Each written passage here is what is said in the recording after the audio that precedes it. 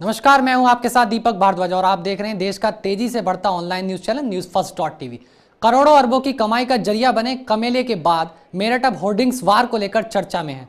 कमेले की काली कमाई के चलते मुद्दा खून से रंग गया था और कमोबेश ऐसे ही हालात अब होर्डिंग को लेकर भी बन गए हैं। इसका अंदाजा इसी बात से लगाया जा सकता है कि भाजपा प्रदेश अध्यक्ष लक्ष्मीकांत वाजपेयी की मौजूदगी में एक होर्डिंग्स ठेकेदार ने पार्षद पति पर ही पिस्टल तान दी, लेकिन मामला पार्टी कार्यकर्ता और नजदीकी ठेकेदार से जुड़ा है तो प्रदेश अध्यक्ष ने भी चुप्पी साध ली। ऐसे में बड़ा सवाल यह है कि किसकी जेब में जा रहा है इन अवैध होर्डिंग्स का पैसा, जबकि कहा यह जा रहा है कि सभासद से लेकर सांसद तक इस बहती गंगा में हाथ धो रहे हैं। देखिए न्यूज फर्स्ट .tv की खास पेशकश अरबों का चूना। कोई होर्डिंग ठेकेदार बीजेपी प्रदेश अध्यक्ष की मौजूदगी में किसी पार्टी कार्यकर्ता पर पिस्तौल तान दे और वे इस पर बोलने में भी ना नुकुर करने लगे तो ये सवाल उठना लाजमी है कि खेल क्या है।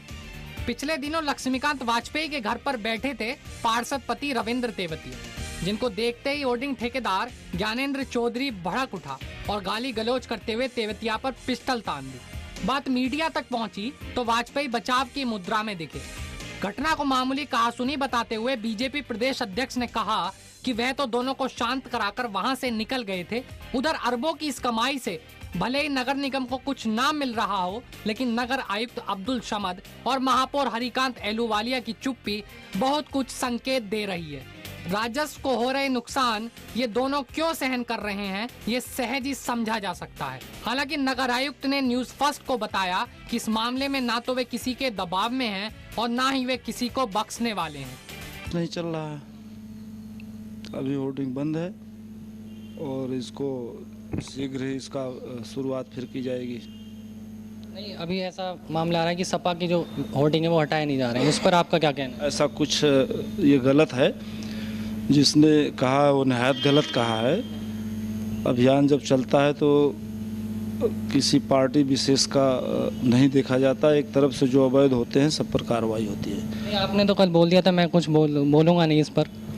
मैंने किसी से नहीं बोला था, मेरे बयान को गलत मड़ोड़ के छापा गया है, मैंने इस तरह की कोई बात नहीं की थी। इसमें तो सर आपका भी आ रहा है नाम सामने।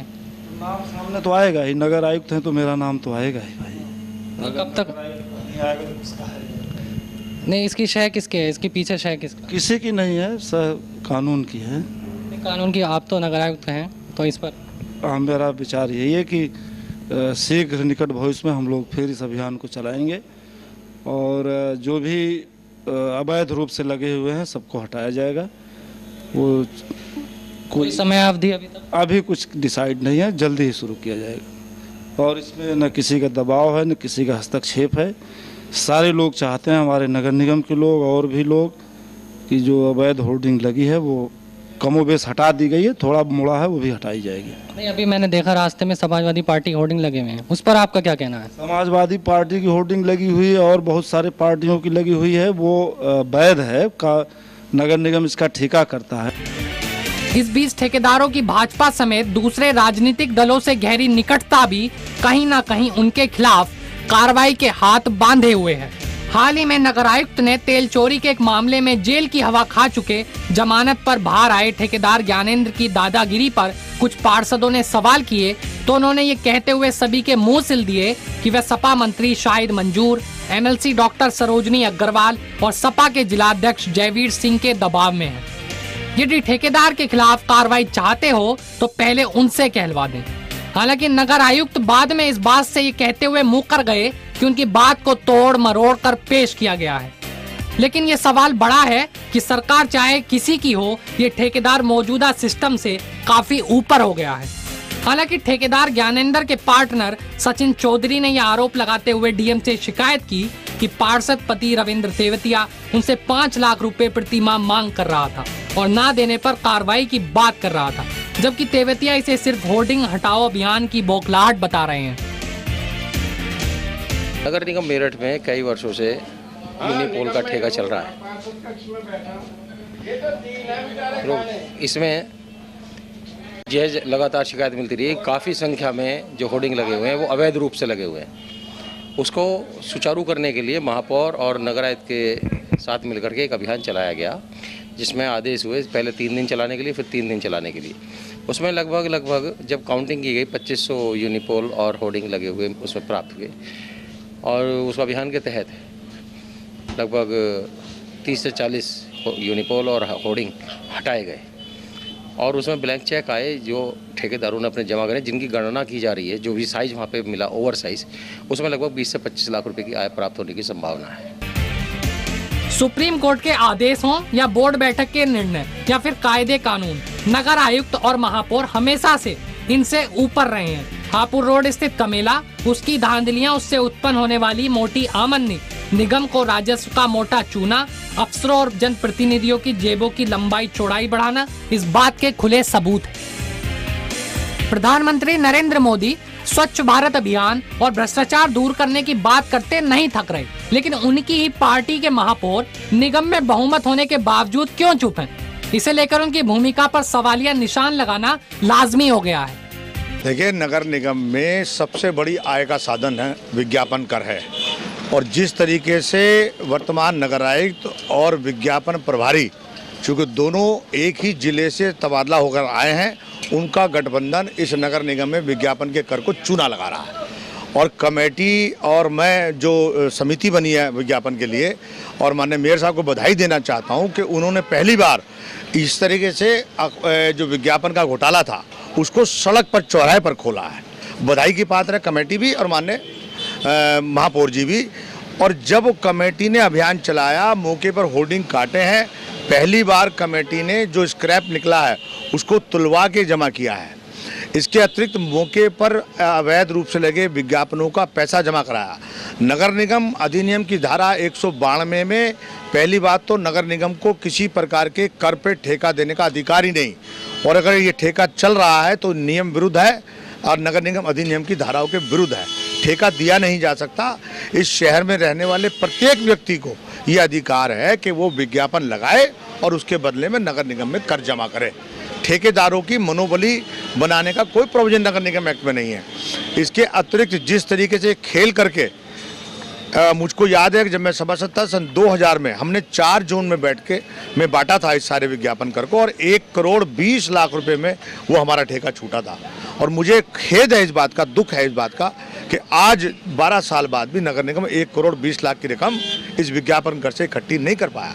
चलिए बात करते हैं होर्डिंग से होने वाली मोटी कमाई की।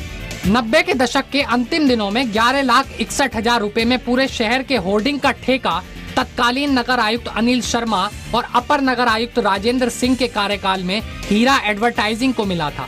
ठेका देने में जो प्रक्रिया अपनाई गई उसे लेकर विवाद हुआ और मामला हाई कोर्ट और अंत में सुप्रीम कोर्ट चला गया। ठेके की अवधि अदालती चक्कर में ही खत्म हो गई, लिहाजा कोई निर्णय नहीं हो पाया। इसके बाद 2000 से लेकर 2001 में शहर को 4 जोन में बांटते हुए ठेका 1 करोड़ 20 लाख रुपए प्रति वर्ष पर छोड़ा गया। नियमावली बनाने की बात हुई तो वह भी बस हवा हवाई, कभी फाइल इधर तो कभी उधर। निगम के कर निर्धारण अधिकारी राजेश कुमार भी वसूली या कार्रवाई के नाम पर बसते नजर आए। अवैध होर्डिंग, वैध होर्डिंग जितना मैंने यहाँ से स्वीकृत दिया है, जिसको अनुमति दिया है, उसकी संख्या बीओटी को छोड़ करके 325 के आसपास है। अवैध का समय समय पर जो है क्या कहते हैं चिन्हांकन होता है। अभी हम लोगों ने पिछले 5-6 दिन में अभियान चला के लगभग 40-50 अवैध होर्डिंग जो है विभिन्न स्थलों से मैंने हटाया था। अवैध का जो है ऐसा कुछ नहीं है, हाँ लगभग 100 भी हो सकते हैं, 150 भी हो सकते हैं, है ना। तो उसका हम कोई वो नहीं दे सकते हैं। आज लगता है कल हट जाता है, कल लग जाएगा, ऐसा भी हो सकता है ना।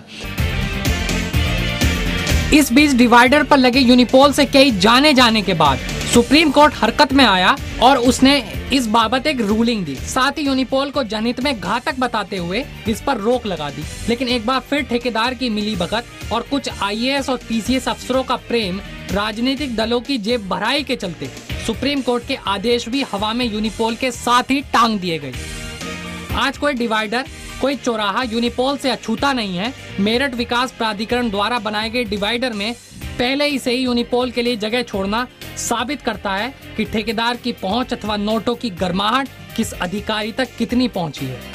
मंडलायुक्त, डीएम, महापौर, नगर आयुक्त, प्राधिकरण उपाध्यक्ष जनहित और राजस्व से जुड़े इस मामले में क्यों खामोश हैं, ये सवाल बराबर जनता में घूम रहे हैं। हालांकि डीएम इस मामले में सख्त कार्रवाई की बात कह रहे हैं। नगर निगम मेरठ में अभी अवैध होर्डिंग के बारे में अभियान चलाया जा रहा था। वो अभियान 2-3 दिन से बंद हो गया है। उसमें कुछ इसमें जो पार्षद हैं वो अभी आज मिले थे। उनके द्वारा बताया गया कि जो होर्डिंग के ठेकेदार हैं उनके द्वारा धमकी दी गई उनको, और समाचार पत्रों के माध्यम से भी ज्ञात हुआ कि इसमें अभियान रुक गया है। तो इसके बारे में जो आज माननीय पार्षद मिले थे उनको कहा गया है कि अभियान को रोका नहीं जाएगा, अभियान को आगे भी अनवरत ढंग से चलाया जाएगा और ये प्रयास रहेगा कि जितने भी अवैध होर्डिंग हैं वो सारे के सारे हटा लिए जाएं। इसके बारे में सख्त कार्रवाई करी जा रही है और पुलिस सहायता जब जब उपलब्ध रहेगी तब तब ये अभियान जो है चलता रहेगा। और जो धमकी का मामला है उसके बारे में एसपी सिटी से बात हो चुकी है। उनको कहा गया है कि इसके मामले में जांच करके और गंभीर कार्रवाई करें। वहीं सपा के मंत्री शाहिद मंजूर, एमएलसी डॉक्टर सरोजनी अग्रवाल और जिलाध्यक्ष जयवीर सिंह के बाद अब भाजपा के प्रदेश अध्यक्ष डॉक्टर लक्ष्मीकांत वाजपेयी से ठेकेदार ज्ञानेंद्र की निकटता जग जाहिर हो गई है। जिस समय पार्षद पति रविंद्र तेवतिया डॉक्टर वाजपेयी के आवास पर पहुंचा तो ज्ञानेंद्र और डॉक्टर वाजपेयी के साथ बाहर आ रहा था। वहीं आरोप प्रत्यारोप हुए और वहीं तेवतिया के पिस्टल लगा दी गई। मामला चूंकि पार्टी कार्यकर्ता और करीबी ठेकेदार से जुड़ा था, लिहाजा वाजपेयी ने तो कन्नी काट ली। बता दें कि पिछले दिनों शताब्दी नगर में लोकसभा चुनाव से पूर्व ही नरेंद्र मोदी की रैली में मुख्य मंच से अलग बने मंच पर ठेकेदार ज्ञानेंद्र सुशोभित था। यह व्यवस्था डॉक्टर वाजपेयी की थी। ज्ञानेंद्र का पिछले दिनों नाम उस वक्त आया था जब आईओसी की पाइपलाइन से पेट्रोल चोरी का मामला पकड़ा गया था। दरअसल ज्ञानेंद्र के प्लॉट के नीचे से पाइपलाइन जा रही थी, उसे लीक कर वहां से बड़े पैमाने पर पेट्रोल चोरी किया जा रहा था। इस मामले में ज्ञानेंद्र को जेल भेजा गया और फिलहाल वह जमानत पर बाहर है। आज की इस खास पेशकश में बस इतना ही। कल फिर नए मुद्दे के साथ होंगे आपसे रूबरू। तब तक के लिए मुझे दीजिए इजाजत और आप देखते रहिए न्यूज़ फर्स्ट.tv। नमस्कार।